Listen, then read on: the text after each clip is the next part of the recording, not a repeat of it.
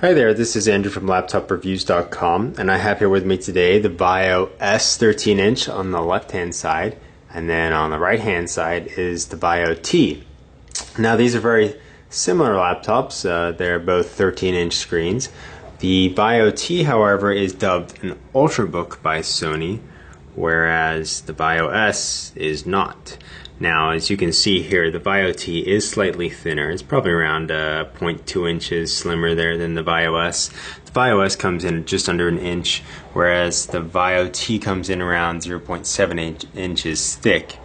They are pretty similar laptops, other than the fact the processor in the Core or in the Sony VAIO S is a fully fledged standard voltage processor, whereas the VAIO T has an undervolted ULV Core i5 processor, so you're going to get a performance difference there.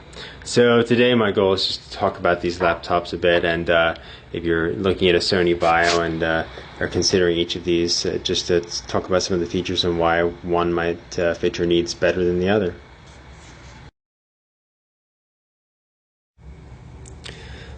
Let's check out the screens on both of these laptops. Both of them have a 13-inch screen, as I already mentioned. The VAIO S that I have is a 1366 by 768 resolution. Same deal with the VAIO T. You can, however, upgrade to a 1600 by 900 resolution on the VAIO S. That's in the premium model. The VAIO T, the only option you get is the standard 1366 by 768 resolution. As far as viewing angles go on these models, if I push the screens back, you'll see that the colors kind of distort once you push back the screen, and I would say that they're really about equivalent as far as the quality there. They both distort to the same degree, so you're not getting a high quality IPS panel like you would see in the ThinkPad X230 that has an IPS screen, or more commonly known, the Apple iPad. So overall the screens are decent. They have nice colors when you view them straight on, but when you view from an angle, they do not look so great. And the brightness is about equal on each of these laptops. The VAIO T might be a little oversaturated, I would say, but it's a little hard to tell just without a colorimeter, or the fact that we're in a dark room here, so it would be a little bit enhanced in that sense.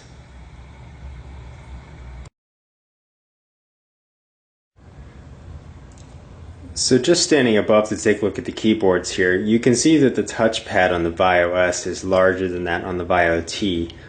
So you have more space to move the cursor around and do your gestures and stuff like that. So that's kind of a benefit. They're both click pads, so you can register a left click by pushing down anywhere. You register a right click by pushing down on the right side. Now, the VAIO S and VAIO T keyboards are the same size. However, the VAIO S keyboard is definitely superior. The key travel is much better. The VAIO T suffers from a very short key travel. The keys do not stick out much, and they do not push in very much. It's a little hard to tell from this angle, but it's definitely true that the keys stick up more in the VAIO S, whereas the VAIO T, you kind of hit the key and it goes clunk. There's just not much travel, but you get a softer push and more travel in the VAIO S. So the VAIO S definitely wins in this comparison with the keyboards, but it's pretty typical for Ultrabooks to have keyboards that have short key travel and just are substandard to larger sized laptops. Let's take a look around the ports on each of these laptops. I've got the VAIO T on top of the VAIO S. So the VAIO T has a USB 2.0 and USB 3.0 port here, whereas the VAIO S just has an optical drive located right here. Now, the optical drive does not come on the VAIO T, so that's one feature you're missing on the VAIO T. I should also mention there's a dual headphone microphone jack right here on the back of the VAIO S. So rotating around to the front, there are no ports on either of these laptops. Rotate around to the right side, we have a bunch of ports for the VAIO S. So let's just do that first. We have an HD Duo Magic 8 card reader here, then an SD card reader here, VGA monitor out, HDMI, two USB 3.0 ports, and then a USB 2.0 port that's powered, and an Ethernet jack here, and then the power jack. The VAIO T has a headphone port here, Then we have an SD card reader here, HDMI, VGA monitor out, and then Ethernet. So while the VAIO T does have a pretty good selection of ports compared to other Ultrabooks, the VAIO S still has more simply because it's a fully fledged notebook and has more space. It's slightly thicker.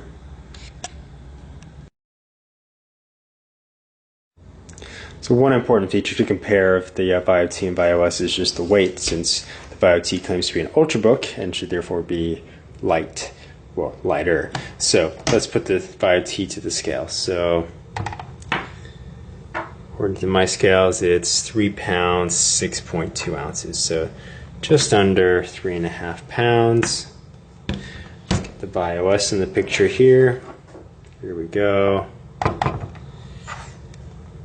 3 pounds, almost 13 ounces. So it is heavier by about 7 ounces or so, which translates to about half a pound heavier, almost half a pound heavier. So not a huge difference there, but the VAIO T is certainly lighter, and therefore if you were looking for the lightest possible machine of these two, the VAIO T is it.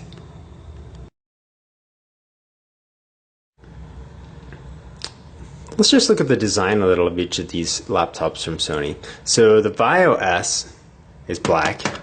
The VAIO T is silver color we have here. It's got a brushed metal finish, whereas the VAIO S is just sort of this matte black here.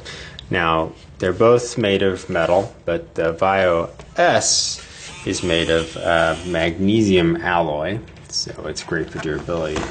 Whereas the VAIO T is made of an aluminum metal finish, so we look inside here, it'll even tell you that, aluminum. So the aluminum is slightly lighter than the magnesium, but I would say that the VAIO S does feel a little more solid than the VAIO T.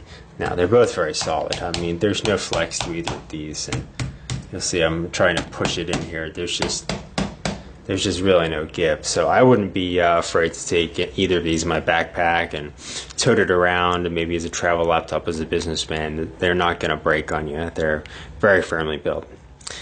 Another design features to mention, worth mentioning, is that there is a backlit keyboard in the VAIO S. The VAIO T I have does not have that, but it is a feature that you can get. So I just find that the backlit keyboard not only makes things more usable, but also is kind of a cool looking feature as well.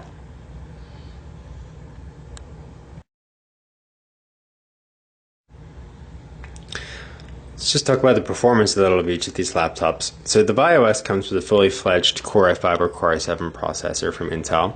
The VAIO T, meanwhile, comes with an ULV VAIO S, or ULV Core i5 processor from Intel. So that means it's going to be slightly slower just because it's undervolted. So just to see how that would affect things, according to Windows Experience Index, the processor gets a 6.9 rating on this VAIO T. So that's Core i5 processor I have in here. It's 1.7 gigahertz. Whereas on the VAIO S, the Core i5 I had gets a 7.1 rating, so just a little faster there as far as rating performance. And some other advantages to mention with the VAIO S is you can get NVIDIA 640M dedicated graphics, which would make the VAIO S a potential gaming laptop. There is no dedicated graphics option for the VAIO T since it's an Ultrabook. You can configure a fully fledged SSD in the VAIO S, whereas in the VAIO T you get a regular hard drive and then mini SSD cache, which helps speed things up, but it's not quite the same as having a fully fledged SSD. So on the performance front, the VAIO S is certainly the winner between these two laptops.